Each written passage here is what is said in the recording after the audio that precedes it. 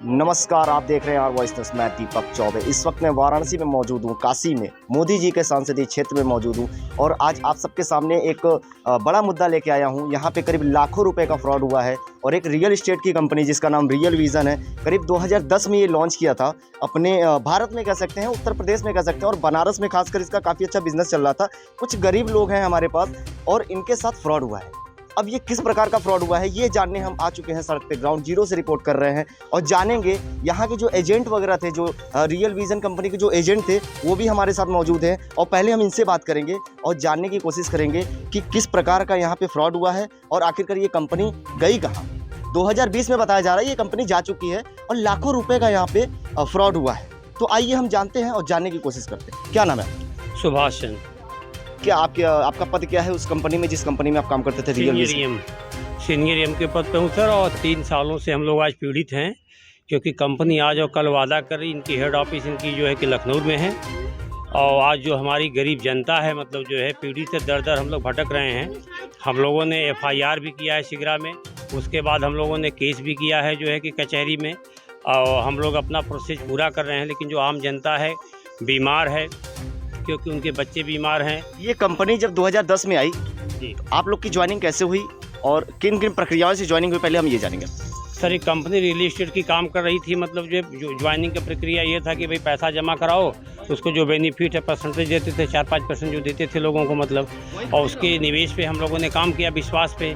लेकिन हम लोगों के साथ फ्रॉड ये हुआ कि ये वादा तो किए लेकिन आज जो हमारी आपकी जो ज्वाइनिंग हुई कंपनी में वो दस्तावेज क्या क्या लगा और कितने पगार पे आपकी ज्वाइनिंग हुई और पूरी प्रक्रिया बताइए, अपनी ज्वाइनिंग की प्रक्रिया बताइए। अच्छा, ज्वाइनिंग की प्रक्रिया सर उसमें पैन कार्ड लगा, आधार कार्ड लगा, मतलब जो ये बैंक पासबुक लगा, मतलब जो है कि जो हम लोगों को देते थे उसका पे आउट जो बनता था हम लोग के चेक से देते थे, मतलब जो है भुगतान करते थे।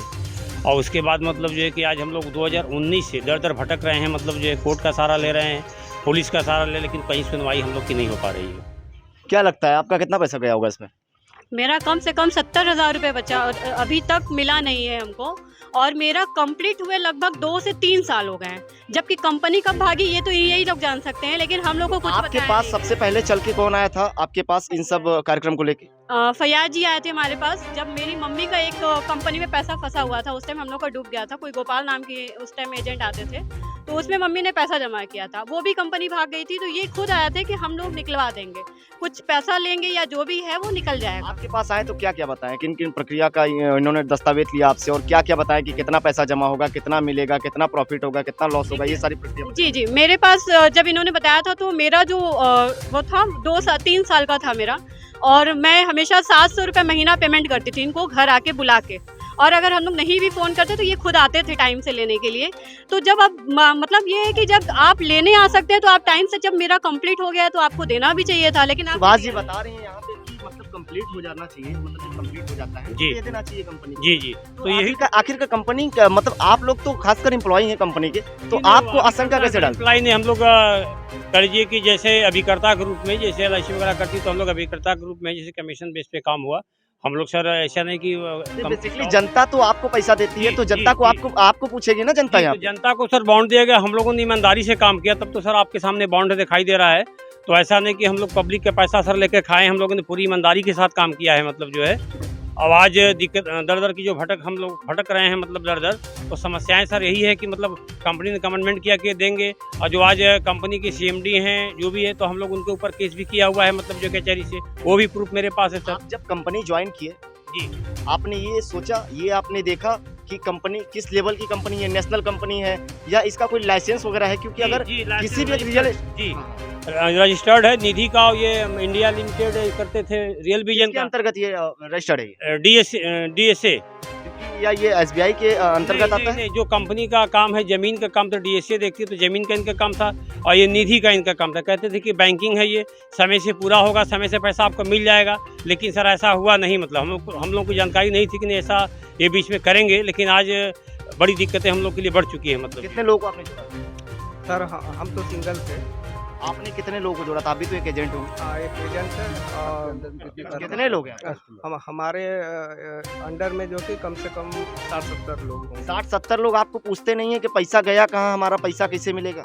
सर वो बराबर पूछेंगे क्योंकि उनकी पैसा है। उनका निवारण कैसे हो? तो उनका निवारण भाई हम लोग कोर्ट का सहारा लिए हैं और कोर्ट के सहारे के अनुसार जो भी कार्रवाई हो रही है। जी जी, कोर्ट नहीं चल गया तो हम लोगों के पास कि हम लोग कोर्ट चल गया था, हमने फैयाज को दिया, हम फैयाज से पैसा लेना चाहते वो क्योंकि वो घर चल के खुद आ रहे हैं। ये दस्तावेज क्या है? ये दस्तावेज दिखाइए, कैमरा में से दिखाएंगे। ये किस प्रकार का दस्तावेज है बताइए? ये बांड है ना, तो पैसा वो अभी जमा किया है ना, 2 बार। ये दस्तावेज के बारे में बताइए। ये भी बोले थे कि इसका इतना पैसा हमने 10,000 जमा किए थे, ये बोले थे कि बढ़ के हमको मिलेगा पैसा। कितना बढ़ के मिलेगा? हमें तो याद नहीं है कितना मिलेगा? मिलेगा हम बढ़ के मतलब कि आपको इतना मिलेगा, सबका प्रोसेस अलग अलग था। तो अब इनको मालूम होगा, लेकिन हम लोगों को ये बताया गया था, मेरा 3 साल का था, लगभग 70,000 रुपए लगभग है। तो वो अभी आपके बनारस में कितने लोग काम करते थे एजेंट को? सर लगभग हजारों लोग थे सर। हजारों लोग थे। तो अभी आप सब लोग यहाँ पे एजेंट के तौर पे हैं, आपसे तो बातचीत हो गई। आप बताइए अपना सर, हम भी एक एजेंट हैं। नाम बताइए अपना। मोइनुद्दीन, रहने वाला हूँ चौबेपुर थाना के पास। और कौन सा एरिया देखते थे? हम अपने एरिया के थे, उधर देहात एरिया हमारा। कितना पैसा गया होगा? अरे कोई 10-12 लाख रुपए होगा। क्या कहना चाहिए? भैया मेरी लड़की की शादी हम यहाँ एक पैसा जोड़ के हम उसको इकट्ठा कर किए थे। आप बताइए, शादी मेरे यहाँ लड़की की पड़ी है, कैसे पैसा मिलेगा? तो आप इसका आरोपी किसको ठहराएंगे? आप ये बताइए। फैयाज जी को ठहराएंगे, इसलिए कौन फैयाज जी? फैयाज मेरे यहाँ एजेंट थे, वो आते थे, हम लोग को समझाए ये दस्तावेज दिखाइए, ये दस्तावेज दिखाइए, ये दस्तावेज दिखाइए।